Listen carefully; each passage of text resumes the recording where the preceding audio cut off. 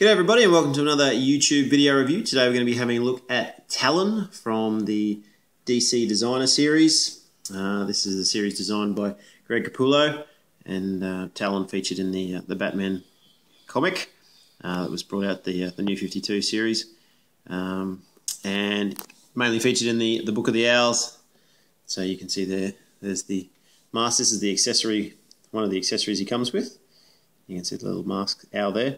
It's a shame it doesn't actually go on his face. You can't clip it on, but it's just there. He can hold it in his hand, I suppose, if you want to get tricky with it, or you can allow Batman to hold it if you're going to have them in a fighting pose. But other than that, it's just a white owl mask. But here is the big man himself, and we'll have a quick look at his box, and then we'll get to his figure. So, just like the Riddler figure, you've got the Talon packaging. On the back, you've got the 4 in the series so far. Hopefully they'll be releasing quite a few more. I'll try and zoom that for you. And you can see Nightwing and the Riddler. And down the side we have a great piece of artwork from the comic itself. And there's the box, or the clear packaging.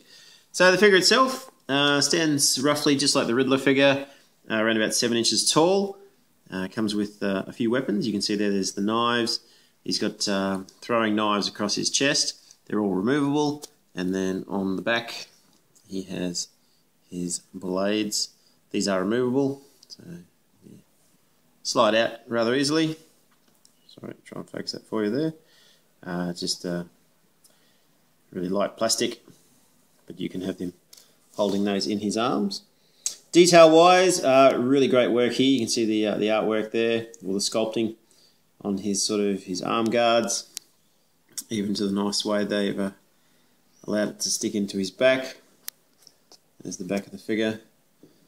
Down this side of the arm, you can see more blades. Those aren't removable, as like the ones on his chest. It does have a side pouch where you can put one of the daggers that he's holding, but there's not one on the other side, so a little bit of a shame there, but I suppose that's just in case you ever lose a knife.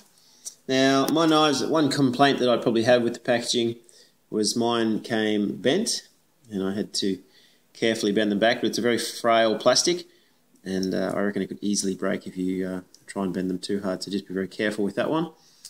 Onto the face now, you can see there's the goggles. Try and focus that for you. Little disappointed there's no head swivel in there. It's basically that's how he looks. You can't move his head up and down. You can't side to side. It's basically just set in stone. Whoops! As he goes down, solid figure, and then you can see the swords on the back. But all in all, not a bad figure. My complaint with mine is there's the ankle articulation is really loose, so he does fall forward quite a lot on me with the poses. I'll try and zoom that, sorry. Knee articulation, he's got bend in the knee. You can move the legs forward and back, rotating the wrists, the elbows, and the shoulder joints can go back and forth, up and down. So you can get him in a few poses. Basically, this is probably the best one, I reckon, if you're going to have him facing off against Batman.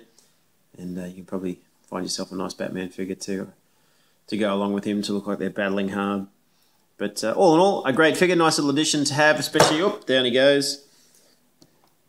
And as you can see there, the bend happening again in my dagger. But I've done a review on the Riddler as well from the series, and if you hang around, I'm going to be doing a review on Two-Face as well. So anyway, thanks for watching. Keep subscribing. Cheers.